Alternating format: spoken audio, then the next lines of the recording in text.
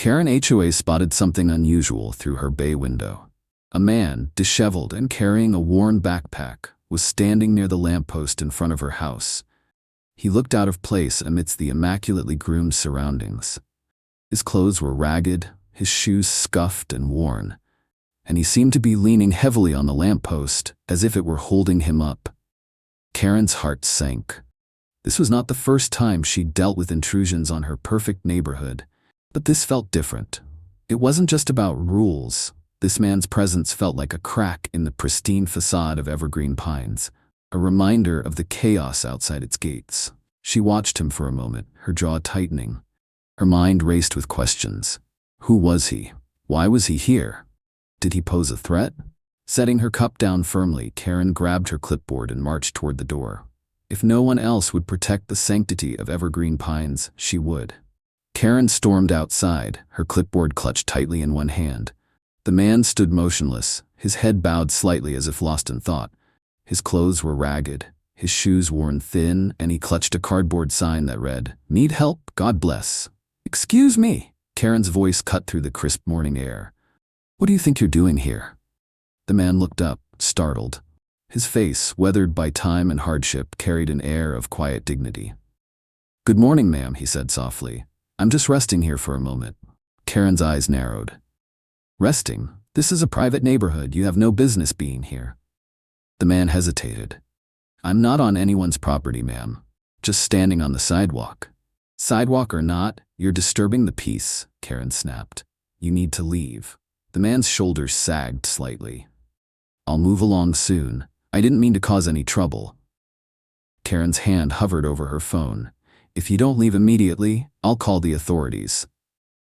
As Karen's confrontation unfolded, curious neighbors began to peek out from behind their curtains. The Johnsons, a retired couple across the street, exchanged worried glances.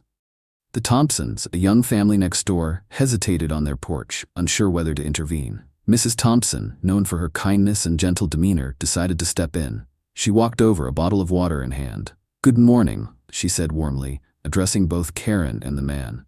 "Is everything okay here?" Karen turned sharply. "This man is loitering, Linda. I'm handling it." Mrs. Thompson ignored Karen's icy tone and handed the bottle to the man. "Here you go. You look like you could use this." The man's face softened. "Thank you, ma'am." Karen's lips pursed. "Linda, you're encouraging him. He'll think it's okay to hang around here." Mrs. Thompson's gaze was steady. "He's just resting, Karen. Let's show a little compassion." Minutes later, a golf cart bearing the HOA logo rolled up. Todd, the HOA manager, stepped out with his ever-present clipboard. His expression was a mix of boredom and mild annoyance. "What's going on here, Karen?" Karen gestured wildly at the man. "This individual is trespassing and ruining the aesthetics of our neighborhood." Todd raised an eyebrow. "He's standing on public property, Karen. That's not an HOA violation." "But," Karen sputtered, "he's disturbing the peace. It's against the spirit of the rules." Todd sighed. "The HOA doesn't enforce the spirit of anything. If you keep filing frivolous complaints, we'll have to address you, Karen." As Karen fumed, more neighbors emerged. They approached the man cautiously, bringing sandwiches, fresh socks, and even a small first aid kit. The man's initial hesitance gave way to gratitude as he accepted their kindness. "Thank you all," he said, his voice thick with emotion. "I'll move along soon. I didn't mean to cause any trouble." Mrs. Thompson placed a reassuring hand on his shoulder. "You're not causing trouble. Everyone needs a little help sometimes." Karen stood to the side, her arms crossed tightly. She watched in disbelief as her perfect neighborhood turned into what she saw as chaos, a gathering of compassion she couldn't control. The incident became the talk of Evergreen Pines. Karen's attempts to rally support for her strict stance were met with resistance. Instead, the neighborhood banded together to create a small initiative supporting local shelters and outreach programs.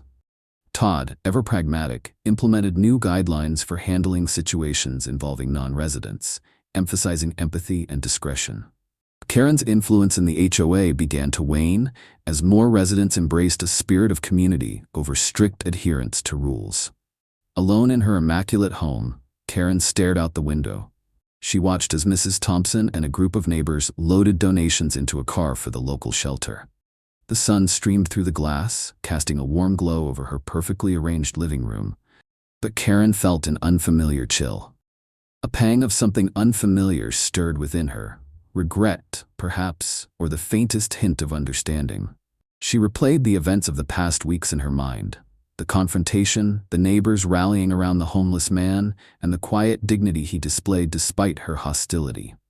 For the first time, Karen wondered if her rigid enforcement of rules had blinded her to the human element of the community she claimed to protect.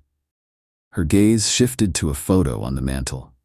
It was from the previous year's neighborhood holiday party, a time when she felt pride in her role as HOA president. Yet, looking closer, she noticed something she hadn't before: the forced smiles, the subtle tension in the faces of her neighbors. Was it possible that her quest for perfection had alienated the very people she thought she was helping? Karen's thoughts were interrupted by a soft knock at the door. She opened it to find Mrs. Thompson standing there, holding a small basket filled with homemade cookies. "Hi, Karen," Mrs. Thompson said with a warm smile. "I just wanted to say thank you for everything you do for the neighborhood. And maybe invite you to join us at the shelter this weekend? We're putting together care packages." Karen hesitated, her first instinct to decline. But then she thought of the homeless man, his quiet gratitude for even the smallest acts of kindness. I'll think about it," she said, her voice softer than usual.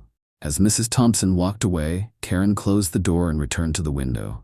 Perhaps it wasn't too late to change. Maybe, just maybe, she could find a way to balance order with compassion. Weeks later, Karen attended a neighborhood meeting. She listened as residents shared ideas for fostering kindness and inclusivity. When it was her turn to speak, she hesitated before addressing the room. I may have been too strict," she admitted. "We all want to protect our community, but maybe we can do it with a little more heart." The room erupted in applause. Karen's journey wasn't over, but for the first time, she was willing to walk a different path, one paved with understanding and compassion.